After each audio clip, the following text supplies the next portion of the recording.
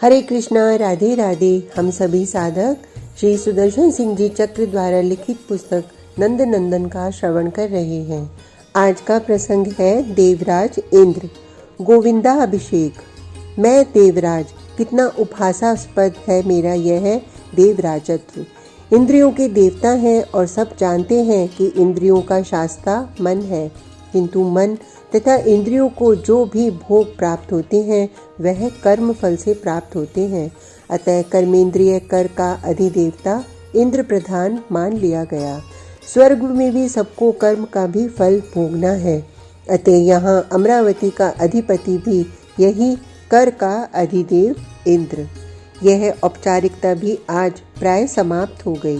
पुरुषोत्तम ने अपने कर पर पर्वत प्रतिष्ठित करके प्रत्यक्ष कर दिया कि क्रिया शक्ति के भी वास्तविक अधिपति वे ही हैं। श्रुति उन्हीं का इंद्र नाम से स्तवन करती है। मैं मोहवश ही उसे अपनी स्तुति मानता रहा। इंद्र का लोकपाल पद क्या, जब मेरे प्रलय पयोदों के पास भी पानी की बूंद तक नहीं और न उसे पाने की कोई प्रत्याशा है। वर्षा से पृथ्वी बीजों को अंकुरित करती है, अन्न होता है, तब अन्न से यज्ञ संपन्न होता है। जो जल वृष्टि कर सकेगा, यज्ञ का स्वाहाकार उसका स्वत्व होगा। अब उसमें इंद्र का क्या रहा। और जब इंद्र यज्ञाहुति से ही वंचित हो गया, सुर इसे अपना अधिपति स्वीकार करेंगे। पृथ्वी के प्राणियों की चिंता मुझ विलासी ने कभी की है कि मैं आज उससे व्यग्र बनूंगा। पृथ्वी पर तो स्वयं अनंत अनंत ब्रह्मांडों के प्रतिपालक पुरुषोत्तम विद्यमान हैं। उनके अंशावतार ऋषभ देव जी के समय भी मैंने रूठ कर वृष्टि बंद कर दी थी, तो क्या बिगड़ा था वहाँ। मेरी कल्पना थी कि प्राणी अकाल से मरने लगेंगे तो मेरी स्तुति करेंगे, किंतु भगवान ऋषभ देव ने अपने योग बल से वृष्टि कर ली। मुझे अपनी कन्या जयंती देकर उन्हें जामाता बनाना पड़ा। अपनी अज्ञता के कारण मैं एक बार और भी तो अकाल उत्पन्न कर चुका हूँ। भगवती आद्या ने अंगूठा दिखा दिया। पृथ्वी को वर्षा की कोई आवश्यकता नहीं। वे शाकंभरी बन गईं और अन्न फल शाक ही सीधे उनके शरीर से पूरी पृथ्वी पर बरसने लगे। उनके पाद पद्मों को पकड़कर मैं किसी प्रकार अपने पद की प्रतिष्ठा बचा सका। वे अखिलात्मिका आद्या श्री कृष्णचंद्र की अनुजा हैं। इस बार पुरुषोत्तम प्रभु स्वयं समर्थ हैं और केवल संकेत कर दें तो पानी कहीं गया तो है नहीं, भगवान धूर्जटी के जटाओं में ही तो है। संकेत करते ही ये पिनाक पानी जटा झाड़ेंगे और पृथ्वी पानी से परिसिक्त हो जाएगी। पुरुषोत्तम है पृथ्वी पर तो वहाँ सब प्राणी पूर्ण निश्चिंत निर्भय हैं। मुझ इंद्र की वहाँ किसी को क्यों पड़े। मुझे अपनी पड़ी है। मैं अमरावती जाऊं तो मेरा सुर सम्मान करेंगे अथवा उपहास। मैं जलहीन होकर अब किस बात का लोकपाल हूँ कि लोकपालों के साथ बैठ सकूं। वरुण वैसे भी मुझसे सदा स्पर्धा रखते रहे हैं। वे असुरों के स्वीकृत सम्राट हैं और अब भी उनका ऐश्वर्य अक्षुण है। उनके सागरों में अनंत नीर है। कुबेर को भगवान महेश्वर भाई मानते हैं। अब वे वैश्रवण मुझे क्यों माने। श्री कृष्ण को की सगी अनुजा बिहाने के लिए उत्कंठित यम अपना काल दंड उठाए इंद्र को अपने नरकों में फेंकने जब तक नहीं आ जाते, तभी तक मैं यहाँ भी अवस्थित हूँ। वायुदिति पुत्र हैं। माता ने जिनकी उपासना के बल पर उन्हें देवता बना पाया, उन श्री हरि के वे होंगे या इंद्र का साथ देंगे। अग्निदेव मुझसे अप्रसन्न है ही, उन्हें अजीर्ण हुआ है। खांडवन भस्म कर पावे तब स्वस्थ हूँ। उनके इस उद्योग में मैं बाधक बनता रहा हूँ। मुझे पदच्युत देखकर वे प्रसन्न होंगे। कोई तो अब मुझे अपना साथ देने वाला दिखता नहीं। अमरावती अब मैं नहीं जाऊँगा, जा नहीं सकता। सृष्टिकर्ता समर्थ है अथवा श्री कृष्णचंद्र अपने अनुकूल चाहे जिसे इंद्र बना लेंगे।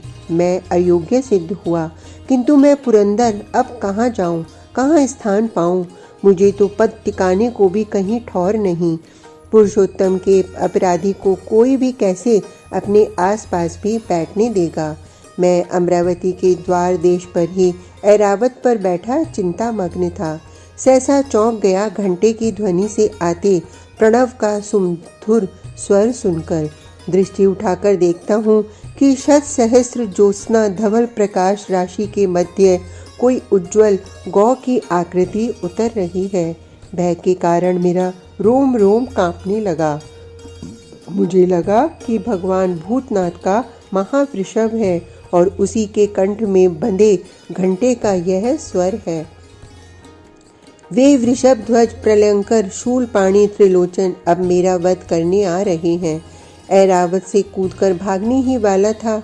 जानता हूँ कहीं भागकर परित्राण नहीं, पुरारी के कर से प्रक्षिप्त त्रिशूल से, किंतु प्राण भय से भागने के अतिरिक्त उपाय पाही पुकार कर परित्राण तो पाने से रहा। पुरुषोत्तम द्वेषी को आशुतोष भी क्षमा नहीं करेंगे। शक्र स्थित रह वत्स, हाय मेरे सहस्त्र नेत्र कहीं श्रवण होते, मैं एक साथ इस अकल्पनीय सुधा स्त्रावी स्वर का आस्वादन कर पाता। मैंने आश्वासन पाया, प्राण पाया, अभय पाया, क्या नहीं पाया इस एक ही स्वर में। देखता हूँ कि देव देवेश्वरी महासुरभि स्वयं गोलोक से उतरती समीप आ गई हैं। मैं जब से श्री कृष्णचंद्र के विपरीत हुआ सहस्त्र नेत्र रखकर भी अंधा हो गया हूँ। मैंने कृपा की इन साकार देवी को महाकाल का महावृषभ मान लिया था। वहीं ऐरावत से अंबर में ही कूदकर मैंने साष्टांग प्रणिपात किया। मेरा अंग अंग कांप रहा था। अपने अपराध की ग्लानि से रुद्धकंठ मैं बोलने में असमर्थ था। मेरे साथ चल, उन भगवती ने स्नेहपूर्वक जैसे शिशु को कहती हूँ आदेश दिया। सृष्टिकर्ता ने अभी तेरे लिए एक संदेश दिया है कि मेरे साथ वृंदावन पहुंचकर हमारे गोपाल का गायों के इंद्र पद पर अभिषेक करा। इंद्र पद पर अभिषेक इंद्र के करों से ही उत्तम होता है। मैं केवल कंपित गात्र देखता रहा। मेरी समझ में कुछ नहीं आ रहा था। सच बात यह है कि समझने की शक्ति मुझ में से बहुत पहले समाप्त हो गई थी। मेरी संतान बहुत निरीह है। मैंने देखा कि तू उन वाणी विहीन सर्वपालिका गायों के संहार पर ही उतर आया है, तो तुझ पर उनकी रक्षा का दायित्व नहीं छोड़ा जा सकता। सुरभि के स्वर में स्नेहपूर्ण उपालंब था। मैं अपने गोपाल के अतिरिक्त और किसी से क्या कहती। उसी से कुछ कहने गोलोक से चली थी। ब्रह्मलोक में ब्रह्मा ने मेरी पूजा की और प्रार्थना की कि तुझे साथ ले जाकर श्री कृष्णचंद्र का गोपो गायों के इंद्र पद पर अभिषेक करा दूं। गायों का नित्य दायित्व केवल गोपाल पर रहे। मैंने कितना बड़ा अपराध किया है। अब मेरे मन को वाणी मिली। किस साहस से उनके सम्मुख उपस्थित हो सकूंगा मैं। तू श्री कृष्ण से भी भय करता है। छी, सुरभि ने मुझे झड़क दिया। कृपार्णव कृष्ण प्यार करने के लिए है या भय करने के लिए, जिसे किसी का कोई अवगुण अपराध कभी देखना आता ही नहीं, तू उसके सम्मुख पहुंचने में भी कातर होता है। ऐरावत पर बैठ, मैं साथ चल रही हूँ। आदेश के उल्लंघन की अशिष्टता अशक्य थी। मैं किसी प्रकार ऐरावत पर बैठकर चल पड़ा। मेरा ऐरावत इतना अल्पकाय लगा जैसे भगवती सुरभि का सद्यजात शिशु हो। इससे मैं ऐरावत सहित उन तेजोमय के पीछे सरलता पूर्वक छिपता आ सका। वह बैठा है मेरा गोपाल। सहसा सुरभि देवी ने मेरी ओर मुड़कर कहा, अब तू उसके समीप चला जा और क्षमा मांग ले। मैं तब तक अपनी संतानों से मिल लेती हूँ। यह ऐरावत इतने में अपनी 8 सूंडों में अमरावती से स्वर्ण घट लेकर आकाश गंगा का जल भर लाएगा। श्री संकर्षण के साथ सब गोप बालक कुछ दूर थे। एकाकी श्री कृष्णचंद्र संभवतः मुझे समय देने चले आए थे और एक शिला पर विराजमान थे।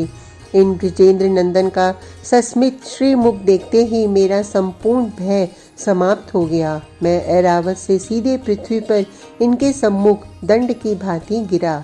मैंने समीप जाकर अपने किरीट से इन परम पुरुष के पाद पद्मों का स्पर्श किया। साश्रुकंठ स्तुति की, क्षमा मांगी। सुनते रहे सर्वेश्वर जैसे शिशु की वाणी पिता सुनता हो। अंत में बोले, पुरंदर तुम तो बहुत अच्छे हो।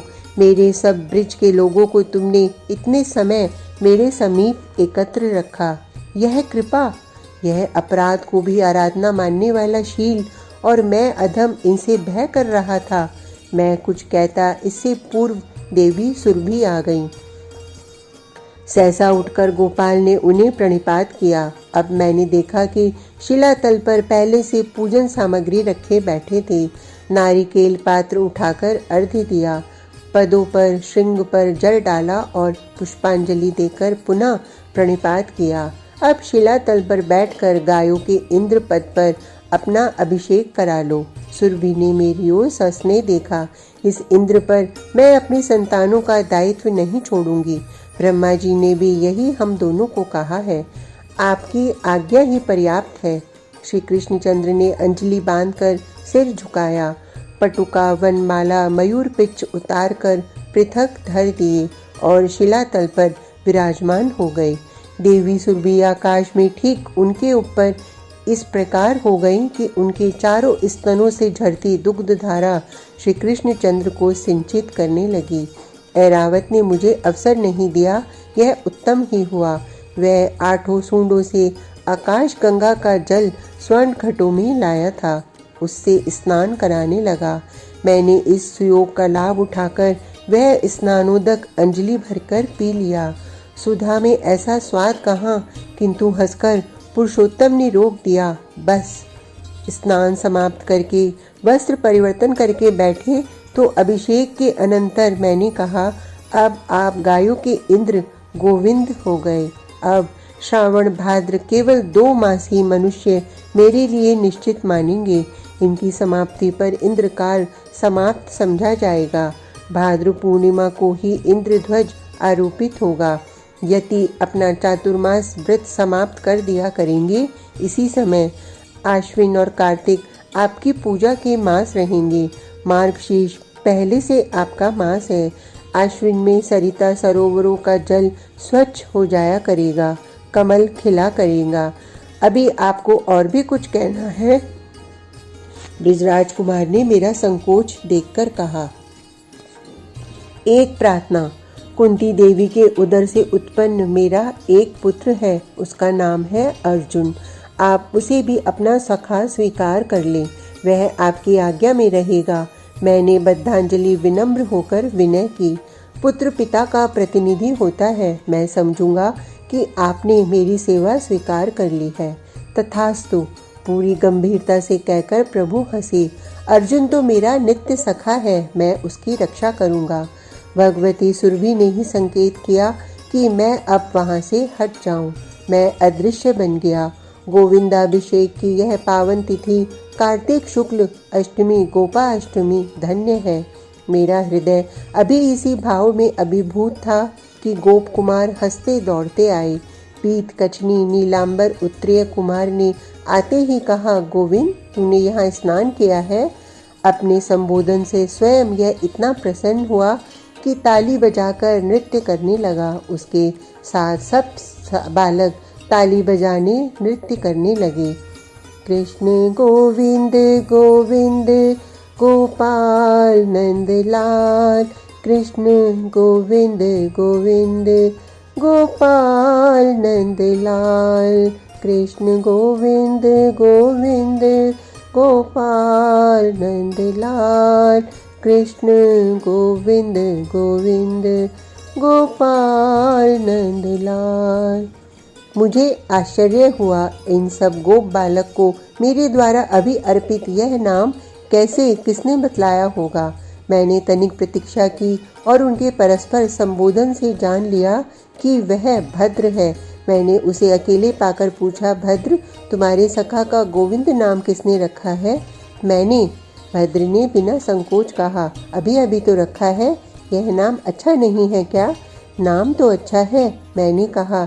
इसका अर्थ होता है गायों का इंद्र। तब तो सचमुच अच्छा नाम है। भद्र प्रसन्न हुआ। वह कोई आकाश का देवता इंद्र है, खंबे में बैठने वाला। वह अच्छा नहीं है। उसे तो यह भी पता नहीं कि कब कहाँ कितना पानी बरसाना। गायों का, हम गोपों का भी इंद्र यह हमारा कनू ही रहेगा। लेकिन क्या वह इस नाम से बोलेगा? मैंने हंसकर पूछा। तुम कौन हो, कहाँ के हो? लगते तो तुम कोई देवता हो। कैसे देवता हो इतना भी नहीं जानते। अब भद्र ने मुझे नीचे से ऊपर तक भली प्रकार देखा। हमारे कनु को पता कहाँ है कि उसका क्या नाम है। हम उसे कनु, कन्हाई, श्याम, नील सुंदर, मुकुंद, केशव, माधव, मोहन, कृष्ण कितने ही नामों से पुकारते हैं। अब मैंने गोविंद नाम रख दिया। तुम्हारे मन में आए तो उसे गोली, गोलाल, योगिली, गुग्गुली कुछ कहो, वह किसी भी नाम से बोलेगा। मैं उसे भद्र कहूँ तो? मैंने हंसकर पूछा। इस पर तो मुझसे उसकी बात हुई है। भद्र ने कहा, वह कहता है कि कोई उसकी ओर मुख करके कोई नाम लेता है तो उसी को बुलाता है। उसे भद्र कहकर भूल से तोक ने पुकारा और वह बोल पड़ा कि मैंने पूछा कि तेरा भद्र नाम कहाँ है। कहने लगा, क्या भद्र नाम का कोई तेरा ठेका है? बहुत से ऋषि मुनि मुझे भद्र कहते हैं। एक बात है, भद्र ने स्वयं कहा, एक दिन कोई एक कृष्ण कृष्ण कृष्ण पुकार रहा था। मैंने कहा कि कनु तू बोलता क्यों नहीं, वह तुझे पुकार रहा है कब से। कहने लगा, संसार में जाने कितने कृष्ण होंगे, मेरी ओर पीट करके क्यों पुकारता। यदि मुझे पुकारना होता, हमारे कनु की ओर मुख करके किसी नाम से पुकारो तो वह छठ बोलेगा। मैया उसे नीलमणि कहती हैं, कभी क्रोध से बानर बंधु उत्पाती भी कहती हैं। मेरे पिता नटखट कहते हैं, गोपियों में कई नागर कहती हैं। वह सब नामों से हाँ करता है। मैंने भद्र को गुरु माना और हाथ जोड़े तो वह गोप कुमार हंसता ताली बजाता भाग गया। आज का प्रसंग इतना ही। कल तक के लिए हरे कृष्णा, राधे राधे।